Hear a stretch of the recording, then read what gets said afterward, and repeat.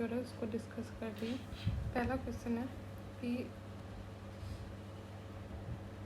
आपको बताना गांधी जी के स्ट्रेटजी के बारे में कि उनकी जो स्ट्रेटजी थी वो जिस तरह से सॉल्ट को यूज़ करते थे, या उनका जो कोर एस्पेक्ट था सिविल डिसोबीडियंस मूवमेंट का, वो बहुत थॉटफुल, केयरफुल और कैलिब्रेटेड था, और उसका अपील यूनिवर्सल था। तो इस पे करके आपका आंसर होगा। तो आपको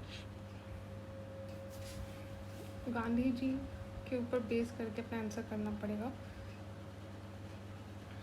आपको मेंशन करना पड़ेगा कि गांधी जी ने कैसे सॉल्ट को यूज़ किया लॉन्च करने के लिए अपने मूवमेंट को, और किस तरह से कंस्ट्रक्टिव वर्क यूज़ किया, economic aspect, emotional aspect, civil disobedience aspect, और किस तरह से मास अपील पे ध्यान दिया। ठीक है, और उसके बाद आप कंक्लूजन लिखोगे जिसमें आप बताओगे सॉल्ट सत्याग्रह का किस तरह से इसने फाउंडेशन रखा नॉन वायलेंट मास स्ट्रगल का। गांधी जी ने 11 डिमांड रखा था ब्रिटिश के सामने based on the mandate of Lahore Congress. ठीक है, और उसके बाद गांधी जी ने सिविल डिसोबीडियंस मूवमेंट लॉन्च किया। Salt issue as a factor of protest. देखिए, सॉल्ट ऐसी चीज़ है जो हर एक हाउस होल्ड में ज़रूरत पड़ती है, चाहे वो जो भी हाउस होल्ड हो। हर एक घर, हर एक इंसान उससे रिलेट कर सकता है। लेकिन जब सॉल्ट को रोका जाए, उसके कंजम्पशन को रोका जाए, जैसे ब्रिटिशर्स ने टैक्स और बाकी उस पर कर लगा के रखा, तो उससे क्या हुआ कि compelling them to buy it from shops at a high price. There is no other article like salt outside water. मतलब पानी के अलावा सॉल्ट ही ऐसा चीज़ है जिसको आप टैक्स करते हो तो आम आदमी उसके कारण सफ़र करता है। ये बहुत ज़्यादा इनह्यूमन पोल टैक्स है। सॉल्ट जो है वो आइडिया ऑफ स्वराज से लिंक्ड है। ठीक है, तो इस तरह से सॉल्ट हर एक घर से रिलेटेड है, साइकोलॉजिकली रिलेटेड है, गरीब से रिलेटेड है, सब किसी से रिलेटेड है। इसलिए इसका सिंबॉलिक इम्पोर्टेंस बहुत ज़्यादा है। और जब आप सॉल्ट को पे रोक लगाते हो तो उससे पुअर सबसे ज़्यादा सफ़र करते हैं।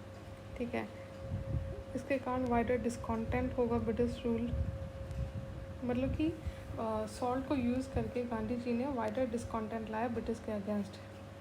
और साथ में सॉल्ट ऐसी चीज़ है जिस पे आप कास्ट, रिलीजन हो या क्लास हो, सब पे एक यूनिटी है। सॉल्ट सिंबल था सिविल डिसोबीडियंस मूवमेंट का, और हर एक इंडियन का ये एक बेसिक राइट था।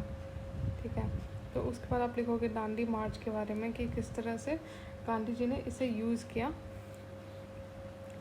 ठीक है, तो उसके बाद आगे चलता है कंक्लूजन में। फिर आप लिखोगे कि इस सॉल्ट के कारण सॉल्ट मार्च को, मतलब कि आपका सिविल डिसोबीडियंस मूवमेंट को इंटरनेशनल रिकॉग्निशन भी मिला, और ब्रिटिशर्स ने नॉन वायलेंट नेचर के प्रोटेस्ट को समझा। ठीक है, even today non violent peaceful protest is a potent tool against oppressive practices of the government. तो इस तरह से हमने समझा कि सिग्निफिकेंस क्या था दांडी मार्च का। गांधी ने सॉल्ट लॉ को तो ब्रेक किया ही, साथ में जो ब्रिटिश के साइकोलॉजी को था को भी इम्पैक्ट किया, और जो इंडियन के मोरल को भी बूस्ट किया। इसमें वुमेन का भी पार्टिसिपेशन गांधी जी ने इंश्योर किया। ठीक है, और ब्रिटिश अथॉरिटी को भी रिड्यूस किया, जो इसकी एक हेजमोनी बन गई थी उसको कम किया। मास इन्वॉल्वमेंट हुआ पीजेंट्स का और साथ में बिजनेस ग्रुप का। तो इस तरह से आपने ये आंसर देख लिया। Thank you.